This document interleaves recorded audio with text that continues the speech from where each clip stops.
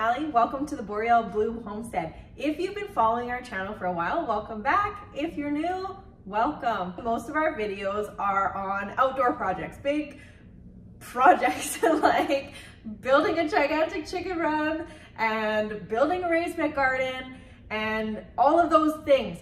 But I would be doing a disservice to the art of homesteading to ignore the value that the kitchen brings to the homestead. So yeah, a lot of things happen outside, but the kitchen is called the heart of the home for a reason. And a lot of things happen here that the homestead depends upon. So one of the things I wanted to talk about today was washing farm fresh eggs. So as you can see, I have quite a basket here and I need to get to washing them, but I wanted to kind of discuss with you a little bit about washing eggs, especially if you're new to chicken keeping. So right now the price of eggs is gross and it's bringing a lot more people around to the idea of chicken keeping, backyard chickens, homestead chickens, whatever works for you works, man. Having chickens is awesome. I love it and welcome aboard if you're new. There is so much chatter online about washing fresh eggs that it can be kind of confusing to sift through all of that information. What I did was I set out to write an article on my blog at borealbloomhomestead.com and I did a bunch of legwork. I did a bunch of research because I wanted to know exactly what to do, how to do it, and how to be safe, because that's how my brain works and that's how I feel secure. So if you're interested at all in any of the stats that I cite, check the description below because I'll include the link to that post where I've cited all of my stats. You can click on them and it'll take you straight to where I got that information. Now, some people don't wash their eggs. That's a personal choice, not necessarily one that I would recommend. But if that's your thing, I'm not gonna stop you, I guess. Should you wash your eggs? Undoubtedly, yes. So if you don't know this already, chicken anatomy is a little bit different than what you're used to. So a chicken has one opening, and that opening at the back end is where they poop, where they pee, how they reproduce, or mate, I guess, really, and how they lay eggs. So it is not inconceivable that an egg that passes through something that had poop in it could be contaminated. The other thing is chickens have really fluffy butts. So, I mean, contamination can occur whether the cloaca is clean and maybe it touches like little poopy, whatever. Chickens are filthy, man. Like they're an animal and they're dirty. Like it just is what it is. They walk on the ground, they bath in the dust, they're constantly pooping. It is not out of the realm of possibility to think that your chicken who doesn't wear shoes to kick off before she gets in the nesting box has tracked in something gross to the nesting box. So it's important, again, to wash those eggs. Yeah. This little egg looks super clean, but I can't see the germs on it and neither can you. So, I mean, do you want to roll the dice? That's your choice. To mitigate that, our chickens have evolved to coat the egg with what's called a bloom. So I'm going to show you this one here. This egg in particular is quite pink, but when I wash it, it's going to be brown because the hen who lays this egg, Jules, lays down an absolutely super heavy bloom on the egg that actually changes its color. I can give you a quick demonstration of what that looks like. So this is the bloom, and that is the perfect way to show you what it is. So the bloom is a protective coating that the hen's body puts on the egg. Now, it's not bulletproof, okay? The bloom is not, it's not bulletproof. It is not an airtight seal. It is not a watertight seal. It is simply there to protect the egg between being laid and between being incubated. That's all it does. So it's important to note that the bloom can protect the egg, but the bloom is not antibacterial, it's not antimicrobial. If you get bacteria on that egg, it's still on that egg. So it's important to know that, you know, the bloom is there to protect the integrity of the egg, not to kill all the bacteria and pathogens that come into contact with the egg. Much of the debate now comes with the discussion on when you should be washing your eggs. Now, a lot of people leave their eggs at room temperature because with the coating, the bloom, you can leave them at room temperature for up to 3 weeks and they're still edible, they're still safe to eat. Some people, like me, take advantage of the bloom and I collect eggs for 3 to 4 days and then I wash them and then I store them in the fridge. Whatever works for you works, but make sure you wash your eggs. Please make sure you wash your eggs. I have found that washing my eggs every day is kind of a chore in an already busy life, right? So what I do around here to make my life easier is I try to batch my work. What that looks like for me is collecting my eggs every day and washing them every 3 to 4 days. So I could absolutely come into the kitchen, clean out the kitchen, clean the sink, scrub it all down with soapy water, rinse it all out, wash my eggs, allow them to dry, package them, put them in the fridge, and then clean everything up and then do it again tomorrow, or I can collect my eggs for 3 to 4 days and then do it all at once. I find it easier to do it all at once, so that's what I do.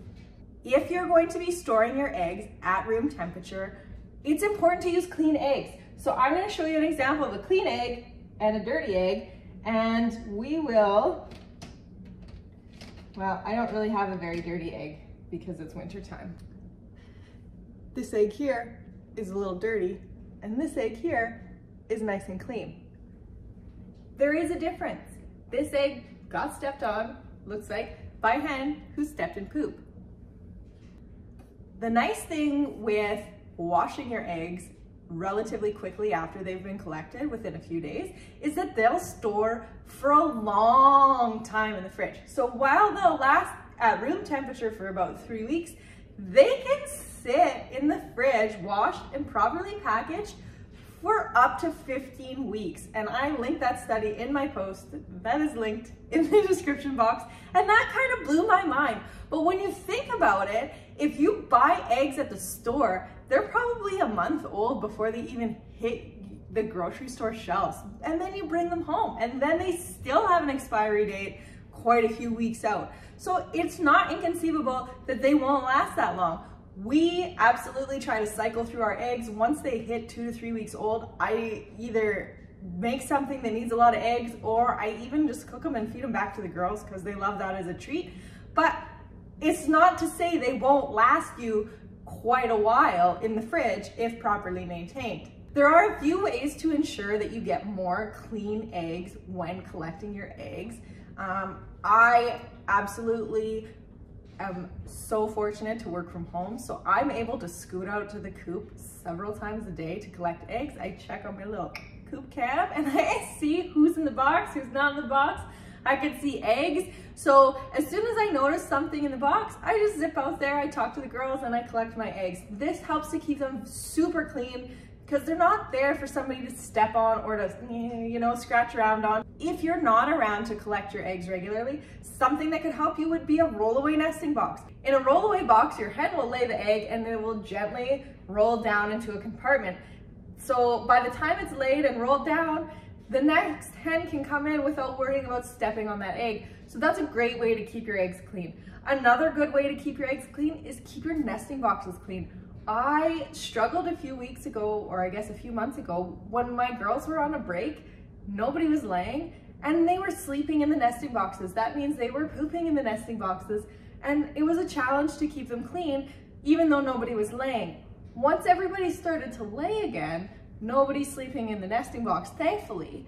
But if you do have that problem, you know, you could like put in some little curtains or something, or block off the nesting boxes at night to keep them from sleeping in there and obviously defecating in the nesting box. That will absolutely help your eggs stay clean. Another thing that you can do when you're collecting eggs is bring out 2 baskets or bring out like a carton and a basket or whatever, what have you.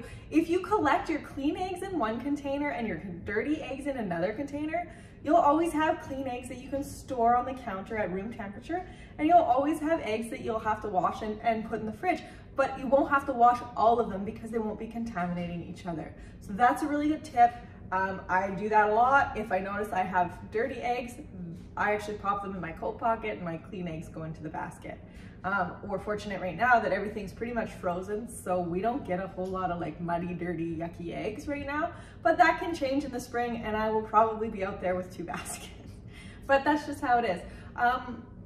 One more thing that you can do to ensure clean eggs is wash your hands. Wash your hands before you go to the coop, and every once in a while, man, wash the doorknob, right? Like that is such a high touch point, and it is just a breeding ground for germs. So if you wash your hands and then touch a dirty doorknob every day before you collect your eggs, you may be inadvertently contaminating. So that might be something to look into. Once you've washed your eggs, they absolutely, absolutely, absolutely cannot sit on the counter. If they are washed, if they got wet and the bloom was compromised, they must go in the fridge. So if you collect your eggs and you're walking home and it's raining and they get wet in the rain, wash them and put them in the fridge. They cannot go on the counter anymore. They must be cleaned, they must be fully washed and placed in the fridge. Can you place unwashed eggs in the fridge? Certainly you can. I choose not to put I choose not to put unwashed eggs in the fridge because of just muscle memory. For the last 35 years of my life, every time I've pulled an egg out of the fridge, it's ready to go. So if I start putting unwashed eggs in the fridge, I might have the tendency to forget to wash them before I use them, and that is not a goal of mine. I have had food poisoning before and I don't want to go there again. So I make a concerted effort to wash my eggs always before they go in the fridge so that they're ready to use. Because in the middle of cooking, the last thing you want to be doing is washing eggs, in my opinion. There are a few things to remember when you finally do get to washing your eggs. When you wash your eggs, you absolutely need to have hot water. Because like I said, this shell is porous. It's made of calcium carbonate crystals. So crystals alone should tell you they don't interlock and create a foolproof seal. So that would allow water to come in. A room temperature egg and cold water, that will actually create a vacuum and the egg can suck bacteria into the egg, which is definitely not something that we want. So in my research, the Alberta government recommended that